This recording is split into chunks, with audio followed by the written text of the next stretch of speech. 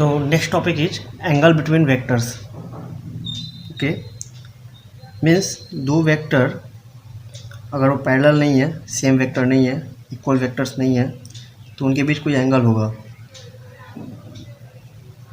उसे निकालने के लिए उसे हम कैसे निकालेंगे? Okay, so suppose this is a vector. So this ये वेक्टर का हेड हो गया, ये टेल हो गया, और ये लेंथ जो हुई उसका वो मैग्नीट्यूड हो गया। ठीक है, suppose this is a vector A, this is vector B, vector A, vector B.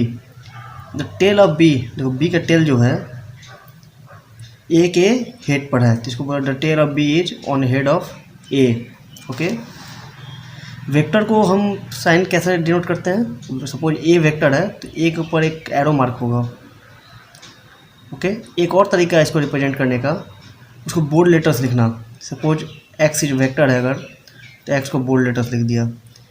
ये पुराने बुक्स में फॉलो होते थे प्रोसीजर वेक्टर्स को लिखने के, बट अब जो जितनी रिसेंट बुक है सब में हम एरो मार्क आप देखोगे।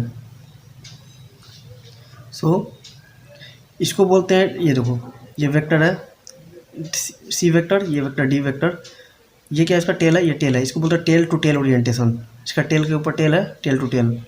देखो इसके हेड के ऊपर इसका टेल है, ये क्या बोलोगे? Head to tail. ओके, अब देखो यहाँ पर देखो हेड टू हेड, ये हेड है इसका, ये हेड है, ये हेड है, ये हेड है, head to head.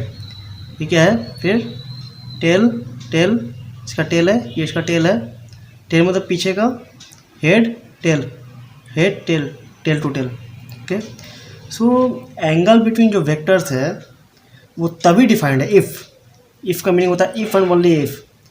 So angle between vectors तभी डिफाइंड है जब या तो वेक्टर जो है हेड टू हेड हो और टेल टू टेल हो, या तो हेड टू हेड हो या तो टेल टू टेल हो।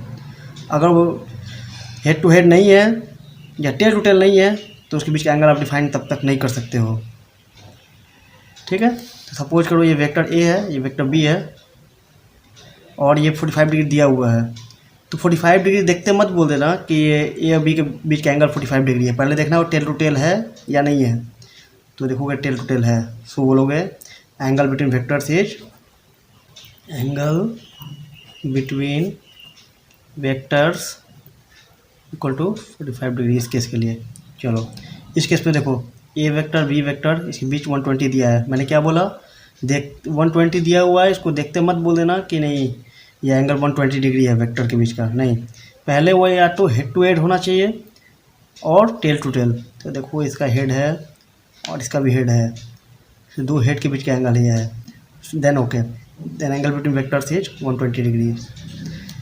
अब थर्ड केस देखो, यहाँ मैंने क्या किया, इस क्वेश्चन में तुम देखोगे कि इसका हेड पे इसका टेल है। ओके, तब आप डिफाइन नहीं कर पाओगे। अब बोलोगे अगर 120 डिग्री 110 डिग्री अगर इसका एंगल है, एंगल बिटवीन वेक्टर्स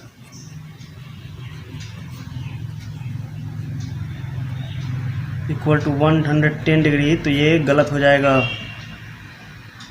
सही कैसे होगा? मैंने क्या बोला? दो वेक्टर के बीच का एंगल तभी डिफाइंड है जब वो टेल टू टेल हो और हेड टू हेड हो।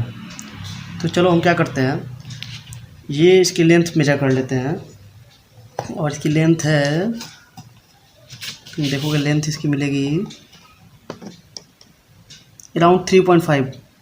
सो हम क्या करेंगे इसको, अगर एक और वेक्टर मैं इसी डायरेक्शन में 3.5 को खींच दूँ,